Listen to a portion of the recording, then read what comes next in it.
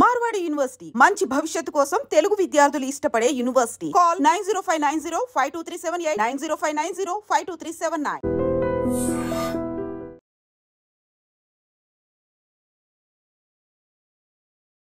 స్థానిక కార్పొరేటర్ దీపిక గారు మనతో పాటు ఉన్నారు. మ్యామ్, ఈరోజు మాక్ డ్రిల్ మీ ప్రాంతంలో జరిగింది, ఎట్లా అనిపించింది? ఎంత ప్రిపేర్డ్నెస్గా ఉన్నారు ఇక్కడ ఉన్నారు ప్రజలు కూడా?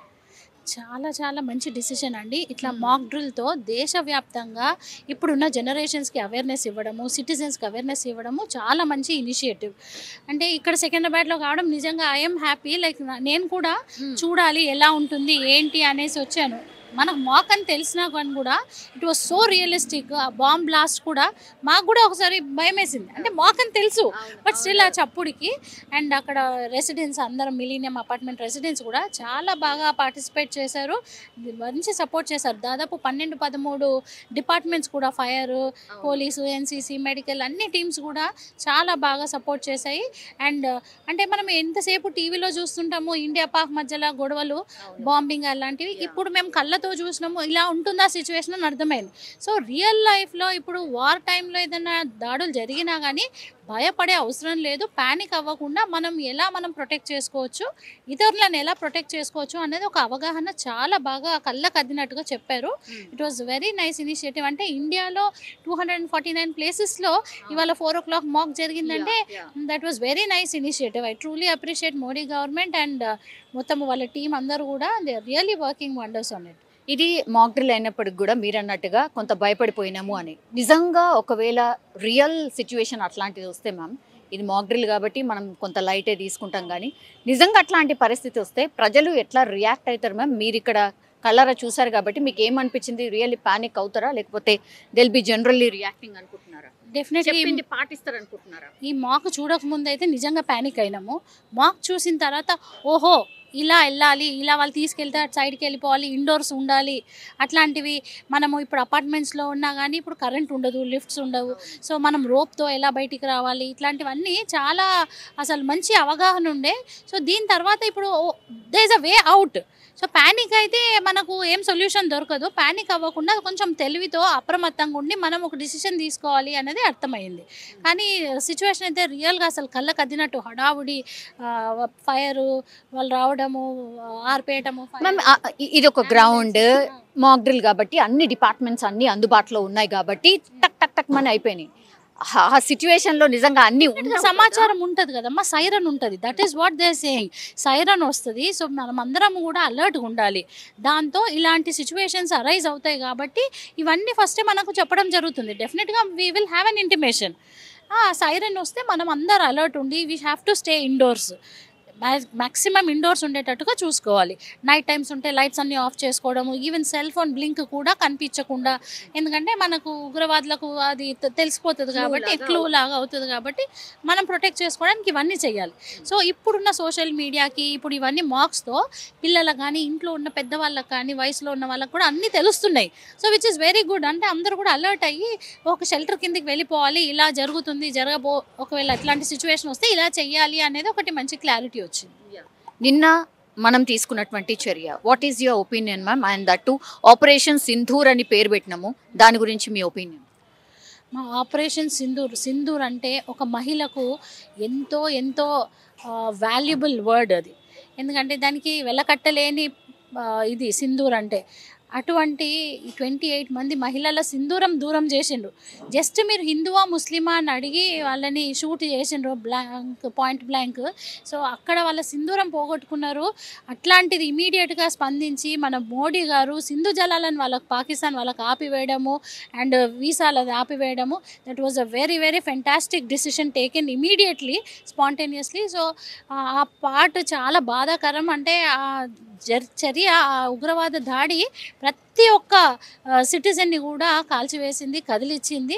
మేమందరం కూడా మోడీ గారి పట్ల మేమందరం సపోర్ట్ చేస్తున్నాము. వారు ఎటువంటి డిసిషన్ తీసుకున్నా వీఆర్ విత్ హిమ్. బికాజ్ మనకు ఒక నమ్మకం కుదిరింది కాబట్టి ఆయన ఎటువంటి ఏది చేసినా కానీ మన మంచికే చేస్తారు, మన దేశం కోసము మన కోసం చేస్తారు అన్న నమ్మకంతో మేమందరం కూడా పార్టీలకు అతీతంగా, కులాలకు మతాలకు అతీతంగా వీఆర్ విత్ హిమ్. అండ్ ఈరోజు కూడా జరిగిన మాక్ డ్రిల్లో ఈరోజు మనకు అందరూ సపోర్ట్ చేసిండ్రు. వాళ్ళందరూ కూడా it is a contribution to towards our nation.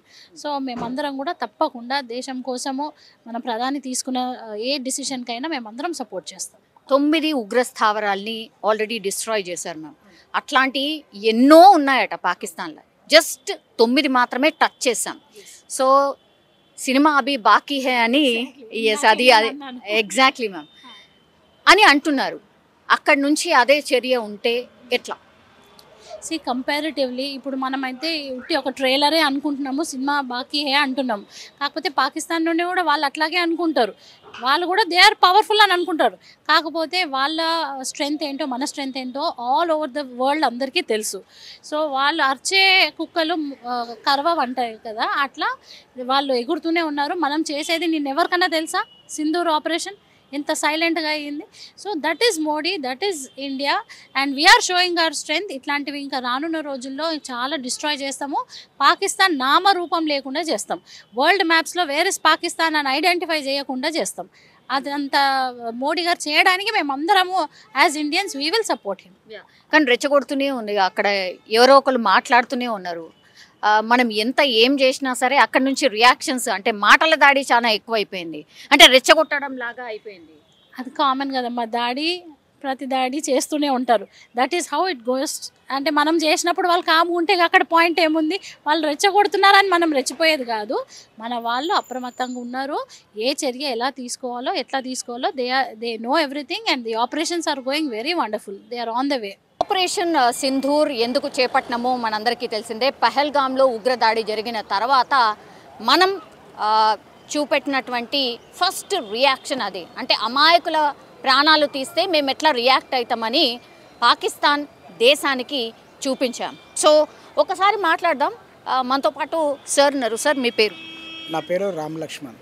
Okay sir, మీరు ఈ జరుగుతున్నటువంటి పరిణామాల్ని అన్నీ చూస్తున్నారు. అమాయకమైనటువంటి ప్రాణాలు తీసిండ్రు కాబట్టి మనము ఆపరేషన్ సింధూర్ అని చేపట్టి పాక్ మీద, అది ఉగ్ర స్థావరాల మీదనే మనం దాడి చేసినాం. ఏమనుకుంటున్నారు సార్, కరెక్టా? అది 100కు 100% కరెక్ట్. ఏ విధంగా అంటున్నంటే, అతను భారతదేశానికి ఒక రక్షణ మన ప్రధానమంత్రి ఉన్నాడు. అక్కడ పాకిస్తాన్కు వాళ్ళ దేశంలో వాళ్ళు ఉన్నారు.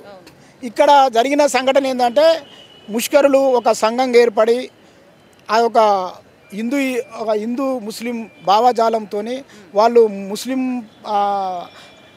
ఆలోచన విధానంతో అక్కడికి వచ్చి వాళ్ళు నీచంగా వాళ్ళు ముస్లిమా హిందువా అని చూసి మరి చంపడం అనేది అది వాళ్ళు చేసినటువంటి మొట్టమొదటి తప్పు. ఆ తప్పును మన ప్రభుత్వం దానికి ఏదైతే ప్రతిచర్య చేస్తుందో అది చేసినందుకే, పహల్గామ్లో వాళ్ళు దుశ్చర్యకు పాల్పడ్డందుకే చేస్తున్నారు. వీళ్ళు ఆ యొక్క స్థావరాల మీద మామూలు పాకిస్తాన్లో ఉన్న మామూలు పబ్లిక్లను పక్కన వాళ్ళ స్థావరాల మీద కాకుండా ఓన్లీ వాళ్ళ యొక్క ముష్కరుల యొక్క స్థావరాల మీదనే ప్రభుత్వం దాడి చేయడం అనేది అది కరెక్ట్ అయిన నిర్ణయం, అది కరెక్టే. కాబట్టి మనం దాన్ని తప్పుపట్టడానికి ప్రధానమంత్రిని కానీ దేశంలో భారతదేశం పరంగా తప్పుపట్టడానికి వీల్లేదు. కాబట్టి అది కరెక్టు నిర్ణయం. వాళ్ళు చేసినటువంటి నిర్ణయానికి, వాళ్ళు చేసినటువంటి ఏదైతే దుశ్చర్యకు ప్రతిఫలంగా ఇవాళ జరిగింది. కాబట్టి ఆ దాడిని మేము ఏ విధంగా మళ్ళీ ఒకవేళ వాళ్ళు ఏదైనా చేస్తే మేము ఎట్లా కాపాడుతాం అనేది మన దగ్గర ఉన్నటువంటి సైన్యం కూడా మనకు చెప్పిన మూక్ డ్రిల్ కూడా, అది మేము మాక్ డ్రిల్ కూడా మాకు ఉపయోగమేనా సార్? ఉపయోగమే. ఎందుకంటే అక్కడ ఏం జరుగుతుందో మనకు తెలియదు. మనం ఇక్కడ నిద్రపోతాం, ఇంకా లేకుండా మన పని మనం చేసుకుంటాం. కానీ అక్కడ ఏం జరుగుతుంది అని ఇక్కడ చూపించరు. అంటే అక్కడ జరిగినప్పుడు మేము ఇట్లా పలానా వాళ్ళను ఇట్లా ఈ విధంగా మేము కాపాడుతాము అనేది వాళ్ళు అలా అక్కడ చేసేటువంటి ఆయన మనిషికి చెప్పిన దానికంటే ఒక డ్రిల్ లాగా చేసి చూపెడితే అర్థమైంది అనే ఉద్దేశంతో చేసినటువంటి ఈ చర్య, అది వాళ్ళు చేసినటువంటి చర్యను మేము చాలా రోజుల నుంచి యుద్ధం జరుగుతుంది అని వార్తలు వస్తున్నాయి కదా సార్. ఏమనిపించింది అంటే, యుద్ధం ఒకవేళ జరిగితే అరే ఏమవుతుంది మరి, ఏంటిది బాంబులు అంటే వేస్తారా, లేకపోతే మనుషులు ఇట్లా బతుకుతామా లేదా, ఏం పరిస్థితి అని అనిపించిందా సార్? ఏమనిపించింది? ఇప్పుడు ఒకటమ్మా, భారతదేశంలో ఇప్పటి వరకు ఇప్పుడు యుద్ధం జరుగుద్ది అంటే ఆ యుద్ధం జరిగితే జరగవచ్చు, అది వేరు. కానీ ఎప్పుడు జరుగుతుంది? ఇప్పుడు పహల్గామ్లో ఒక విషయం జరిగింది, ముష్కరుల దుశ్చర్య జరిగింది. దీనికి ప్రతీకారంగా వాళ్ళు చేశారు. ప్రతీకారంగా స్థావరాల మీద దాడి చేసి ముష్కరులను నిర్మూలించారు. ముష్కరులను నిర్మూలించినప్పుడు మళ్ళీ వాళ్ళు ప్రతిచర్య చేస్తే ఏమవుతుంది? అది మళ్ళీ యుద్ధానికి దారి తీస్తుంది. అంటే యుద్ధానికి దారి తీయొద్దంటే మళ్ళీ పాకిస్తాన్ ముందు ఏదైతే చర్య చేసిండ్రో వాళ్ళు ఆలోచించుకొని మళ్ళీ ప్రతిచర్య చేయకూడదు. చేయనప్పుడు ప్రపంచ యుద్ధాలు రావు, యుద్ధం అనేది జరగదు. కాబట్టి ఆ రూపకంగా అక్కడ యుద్ధం జరగాలన్నా జరుపుతారా అనేది, అది జరుగుద్దా లేదా అనేది పాకిస్తాన్ నిర్ణయం మీద ఆధారపడుతుంది. భారతదేశం ఊరుకుంటుందా సార్? ఊరుకుంటుందా పాకిస్తాన్? అట్లా ఊరికనే ఊరుకుంటుందా? మనం వేసొచ్చినాం దాని చర్య ఊకనే ఊరుకుంటుందా అంటే వాళ్ళే చెప్పారు. ఏమన్నాడు? మేము వేరే దేశాల గురించి మేము ఒక సంస్థలను మేము సాస్తున్నాం అని అన్నారు. వాటిని మేము తయారు చేస్తున్నాం, అది వాస్తవమే అని ఒప్పుకున్నారు. సరే, ఒప్పుకున్నారో పక్కన పెట్టు. వాళ్ళ దేశంలో వాళ్ళకి అది మంచిదా? వాళ్ళ ఒక 10 మందిని 20 మందిని వాళ్ళని చంపిరు అనుకో, అది వాళ్ళకు మంచిదేనా? మంచిది కాదుగా. కాబట్టి వాళ్ళు కూడా దాన్ని ఖండించాలి. వాళ్ళు ఖండిస్తున్నారు కానీ అది ప్రత్యేకంగా ఇప్పుడు మళ్ళీ దాడి చేస్తారంటే వాళ్ళు ఖండించినట్టే లెక్క. మళ్ళీ దాడి చేయకుంటే వాళ్ళని రైట్ అందాం. వాళ్ళు చేస్తే అది వాళ్ళు చెప్పిన మాటనే, అంటే వాళ్ళు ముష్కరులను వాళ్ళే ఉసిగొలుపుతున్నట్టు అర్థమైంది. మళ్ళీ ఇవాళ నువ్వు మళ్ళా ఇలాంటి జరగవచ్చు, మేము మళ్ళీ ప్రతీకారం తీసుకుంటామంటే అర్థం ఏంటిది? అంటే వాళ్ళను చంపిరు కాబట్టి, వాళ్ళని చంపిరంటే వీళ్ళని చంపినందుకే వాళ్ళని చంపింది. కాబట్టి అది కరెక్ట్ నిర్ణయం కాబట్టి వాళ్ళు మళ్ళీ వేరే నిర్ణయం తీసుకోకూడదు. సార్, అది 9 స్థావరాల మీద చేసినాం సార్. అట్లా ఇంకా ఎన్నో ఉన్నాయట. ఒక 30,000 మంది ఇట్లా ఉగ్రవాదుల్ని తయారు చేస్తుందట పాకిస్తాన్ మనకున్నటువంటి లెక్కల ప్రకారం. మనం ముట్టింది కేవలం 9నే, ఇంకా చాలా ఉన్నాయట. మరి ఎట్లా మళ్ళా దాడులు జరిపితేనే వాళ్ళు అంటే తోవకొస్తారా ఎట్లా? ఇప్పుడు 35,000 మంది ఉండరా 3,000 మంది ఉండరా అనేది అది వాళ్ళ ఇంటెలిజెన్స్ లెక్క కావచ్చు, ఏదైనా లెక్క కావచ్చు. అది మన దాకా తెలియని వ్యవహారం. అయితే నేనేమంటున్నా అంటే ఆ వ్యవహారం ఇలాంటి గ్రూపులు తయారు కావడానికి నా ఉద్దేశంలో ఏముందనంటే ప్రతి ఒక్కడు బానిసలాగా పనిచేస్తుండు. అరే నువ్వు పోయి ఆ గ్రూపులో ఉండి జైరా అంటే సపోజ్ వాళ్ళే చెప్తే చేసిరు అనుకుందాం. ఇప్పుడు 35,000 మంది గ్రూపులు తయారు చేసిరు అని అంటున్నాం కదా, అంతమంది దాంట్లో ఉంటురు అని అంటురు కదా. అయితే అలాంటి వాళ్ళు ఉంటురు అనడానికి కారణం ప్రత్యేకంగా ఆహార సమస్య అని నాకు ఉద్దేశం. ఎందుకంటే ప్రతి మనిషికి, జీవించిన ప్రతి మనిషికి భోజనం ఆహారం అవసరం. ఈ భోజనం అనేది ప్రభుత్వాలు పెడుతున్నాయి అంటుర్రు. కానీ అసలు మనిషి ఏ వ్యక్తి అయినా సరే పని చేసినా చేయకున్నా ఆహారం మాత్రం కంపల్సరీ అవసరం. కాబట్టి ఆ అవసరాన్ని ఫస్ట్ ప్రభుత్వం గుర్తించి పని చేసినా చేయకున్నా ప్రతి వ్యక్తికి ఆహారాన్ని అందించాలి ఫ్రీగా అందించినప్పుడు మనిషి ఏం చేస్తాడంటే ఆరోగ్యం కానీ మనసు కానీ నిమ్మలపడుతుంది. మనసు నిమ్మలపడ్డప్పుడు ఒకడు వచ్చి పిలుస్తాడు, అరే బాబు నువ్వు దాంట్లో పోయి ముసుకల్లో పోవో లేక ఆడిపో ఈడిపో అంటే ఆవు సార్ నాకు అదంతా అవసరం లేదు సార్, నాకు అవసరం లేదు. ఎందుకంటే వాడికి తిండి ఉంటుంది. వాడు ఈడిపోడు ఏ గ్రూపులో చేయను కాడు. వాడు గ్రూపులో చేయను కానప్పుడు ఒకడు ఏం చేస్తాడంటే వాడు అవసరం, అరే నా కుటుంబం మొత్తం బతకాలంటే నేను ఇక్కడ పని చేయాలనేది ఉంటుంది. ఇలాంటి ఆలోచన విధానంతో పోయిన వాళ్ళు ఉంటారు. అలాంటి వాళ్ళకు పరిష్కారం ఏంది? ఆహారం అనేది మనిషికి కుటుంబానికి అవసరం లేనిది, అది ప్రభుత్వానికి అవసరమైంది. ప్రభుత్వం ఆ ఆహారాన్ని ఫ్రీగా అందిస్తే అప్పుడు ఏమైందంటే ఇంకో గ్రూపిజం తయారు కాదు, బానిసత్వం పోద్ది. బానిసత్వం పోయినప్పుడు గ్రూపిజాలు ఆ 35,000 మంది ఒక గ్రూపులుగా తయారవుతారు కదా. దేని వాళ్ళకు తయారవుతారు? వాళ్ళు ఒక మతమే కాదు, మతం వెనుక వాళ్ళ యొక్క ఆహార ఉండొచ్చు. ఆహారం కడుపు కాలిండొచ్చు. వాడు కడుపు కాలినోడు ఆడ పని చేస్తా అని పోతాడు, కడుపులో బిర్రుగున్నోడు ఆడ పోతాడు. ఇప్పుడు వేరే వాళ్ళు ఉన్నారు, ఒక పెద్ద డీమార్ట్ లాంటి పెద్ద మాటలు ఉన్నాయి. వాళ్ళందరికీ వాళ్ళు ఏళ్ళకు పోరు. వాళ్ళు ఆల్రెడీ వానికి ఎక్కడి నుంచో అన్ని మాటల నుంచి ఆయనకి డబ్బు వెళ్ళిపోద్ది. అన్ని మాటల నుంచి డబ్బు వెళ్ళిపోతే వాడేం చేస్తాడు? ఎక్కడ పోడు, ఏ గ్రూపులో. మరి ఇక్కడ కడుపు కాలినోడు ఏంది ఇలాంటి గ్రూపిజంలో చేరే అవకాశం ఉంది అదే పాకిస్తాన్లో.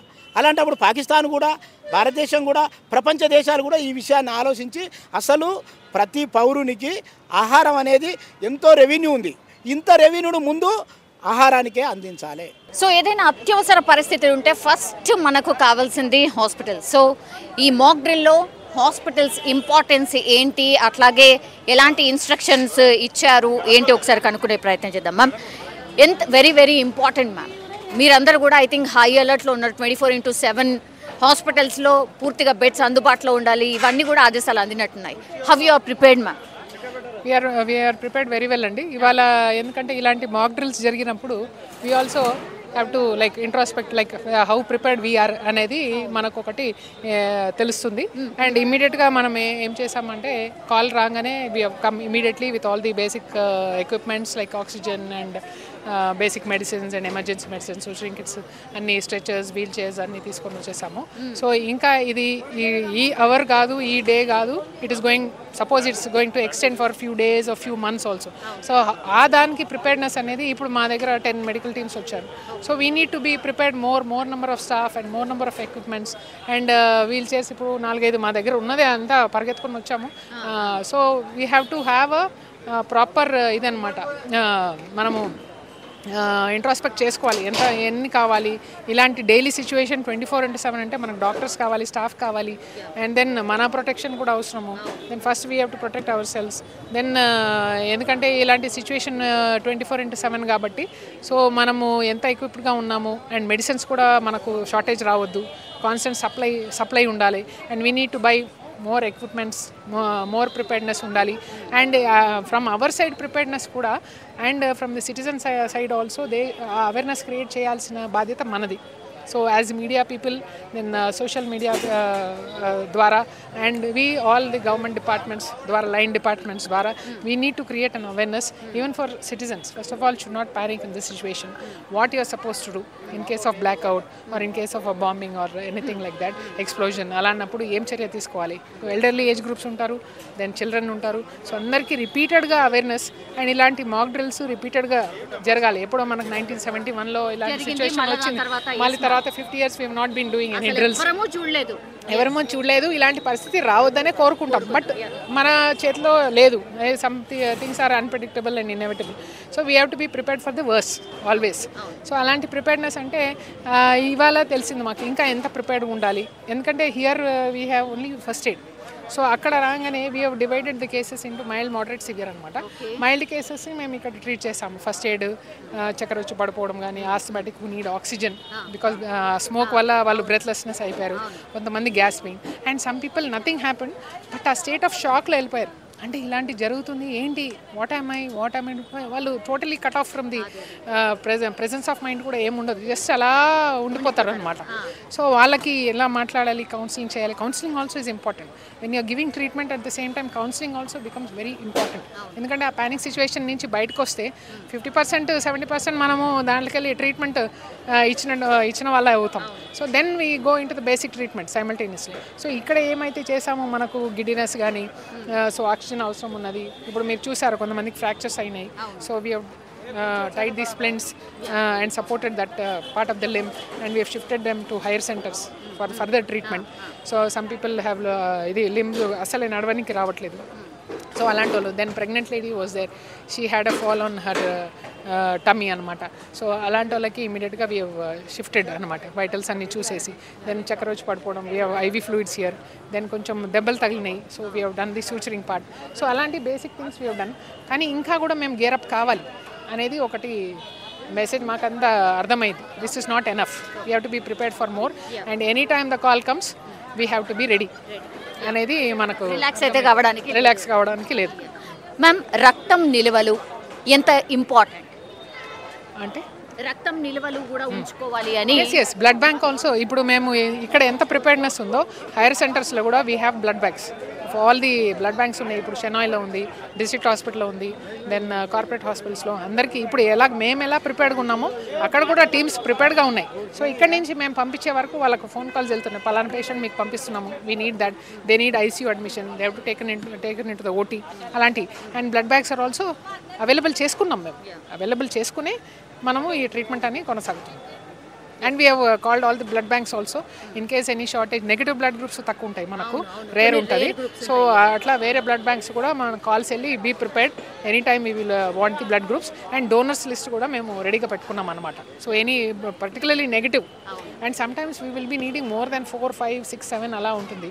దెన్ తెల్ల రక్తం అంటాం, ఎఫ్ఎఫ్పి కావాలి, ప్లాస్మా కావాలి, దెన్ మనకు ప్లేట్లెట్స్ కావాలి, ఇలాంటివన్నీ ఉంటాయి.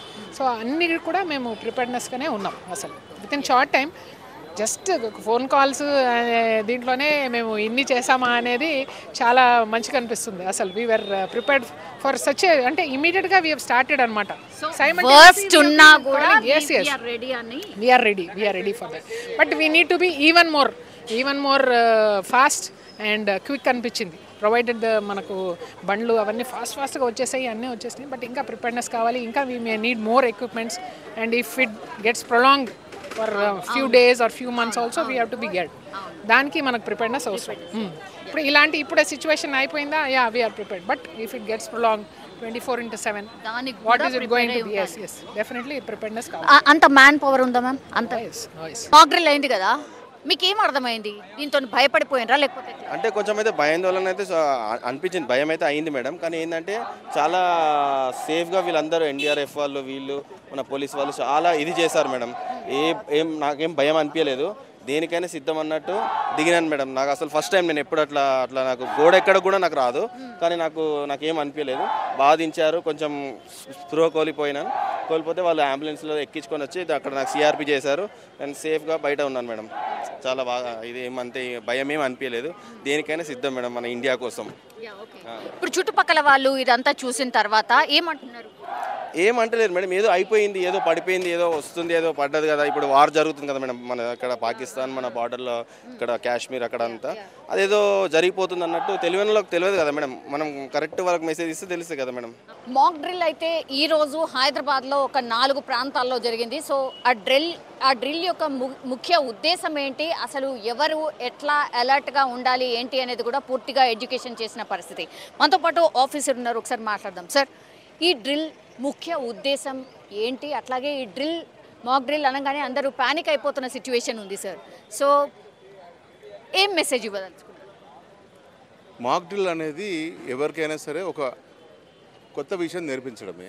అందులో భాగంగా ఇవాళ సివిల్ డిఫెన్స్ డిపార్ట్మెంట్స్లో ఉన్నటువంటి 12 విభాగాలు ప్రజలందరికీ కూడా అత్యవసరమైనటువంటి పరిస్థితులలో ఏ విధంగా ఉండాలో వాళ్ళకి మేము చేసి చూపించాము, వాళ్ళకి నేర్పించాము. సో జరిగింది అది. సైరన్ మోగగానే ప్యానిక్ అయిపోవడం, ఏదో జరగబోతోంది అని అనుకోవడం. అండ్ ఇంకోటి sir, siren just mock drill కోసం ఈరోజు కొన్ని ప్రాంతాల్లో మోగిందా, మొత్తం అంతా కూడా మోగాలి కదా, ఎందుకని? అదే ఒక కన్ఫ్యూజన్. అన్ని చోట్ల మోగింది, మొత్తం హైదరాబాద్ సిటీలో మొత్తం కూడా 4 o'clockకి మాక్ డ్రిల్కి సంబంధించినటువంటి ఈ సైరన్ మోగింది. దానివల్ల ఏంటంటే సైరన్ మోగడం ఉద్దేశం ఏంటంటే, సైరన్ మోగినప్పుడు ఏ విధంగా మనం వ్యక్తిగతంగా తలదాచుకోవాలన్నటువంటి, వ్యక్తిగతంగా మనల్ని మనం ఏ విధంగా రక్షించుకోవాలని, రోడ్డు మీద ఉన్నాం, బండి పక్కన పడి షెల్టర్కి వెళ్ళాలి, అంతే సింపుల్. దానికోసమే ఇది చేసి. అంటే అన్ని డిపార్ట్మెంట్స్ ఉన్నాయి సార్, ఇది ఎట్లా కోఆర్డినేట్ చేయబోతున్నారు? అండ్ యాజ్ వెల్ యాజ్ ఇప్పుడు మనం కమాండ్ కంట్రోల్ సెంటర్ దగ్గర కూడా ఒక అంటే కాల్ సెంటర్ లాగా ఏర్పాటు చేయబోతున్నాం, అది కూడా చెప్పినాం సార్. సో ఎనీ టైం ఏదైనా జరగవచ్చు కదా, మరి కమాండ్ సెంటర్ ఎప్పటి నుంచో ఉంది కదమ్మా, మనకి కొత్తగా వచ్చింది ఏమి లేదు. కంట్రోల్ సెంటర్ మాకు ఎప్పటి నుంచో ఉంది, కొత్తగా జరిగింది ఏమీ లేదు కదా. దాంట్లో మేము అందరం కూడా కంట్రోల్లో ఎటువంటి విషయం, మీకు ఏమైనా ఇబ్బంది జరిగింది అనుకోండి, మీరు 100 కాల్ చేస్తారు. ఫైర్ అయింది అనుకోండి 101 కాల్ చేస్తారు. అంబులెన్స్ అవసరమైంది అనుకోండి 108 కాల్ చేస్తారు. అది రొటీన్ కదండి, అదే జరిగింది. ఇవాళ కూడా కొత్తగా ఏం జరిగింది, ఏమీ జరగలేదు. సో ప్రజలకు క్రియేట్ చేయాల్సినటువంటి అవేర్నెస్ మాత్రం మనం ప్రతిసారి కల్పిస్తున్నాం. గత సంవత్సరం 8,400 మాక్ డ్రిల్స్ చేసాం. ఈ సంవత్సరం ఇవాళకి 4 నెలల లోపలనే 4,500 చిల్లర మనం ఇప్పటికే చేసాం మాక్ డ్రిల్స్. ఎవ్రీ ఫ్రైడే 150 స్టేషన్స్లలో పరిధిలో తప్పనిసరిగా మేము ఫైర్ డ్రిల్ చేస్తున్నాం. అందులో భాగంగా ఇంకొకటి ఎక్స్ట్రా ఇప్పుడు కంటిన్యూషన్ గా ఇవి ఉండబోతున్నాయా సార్? అంటే డైలీ డిఫరెంట్ ఫ్రైడే చేస్తున్నాం, ఇప్పుడు పెంచే అవకాశం ఎవ్రీ ఫ్రైడే చేస్తున్నాము, అదే కొనసాగుతుంది. నిజంగా ప్రస్తుతం ఉన్నటువంటి సమాజం దేనికి ప్రయారిటీ ఇస్తుంది? ఆర్థిక సంబంధాల చుట్టూ మాత్రమే తిరుగుతోంది. మళ్ళీ ఎన్నికలంగానే చాలా విరక్తి కలుగుతాను. మంచి అనిపిస్తుంది కదా, లేడీస్ కూడా ఛాలెంజింగ్ జాబ్స్ చేసినప్పుడు చాలా బాగుంటది. ట్రాఫిక్ అసిస్టెంట్స్ గా నియమించిన ట్రాన్స్జెండర్స్ అందరితో సాల్యూట్ చేయించుకుంటున్నారు. ఫుడ్ డెలివరీ ఇవ్వటానికి వెళ్ళినటువంటి డెలివరీ బాయ్ అనిల్ పై కళ్ళ ముందు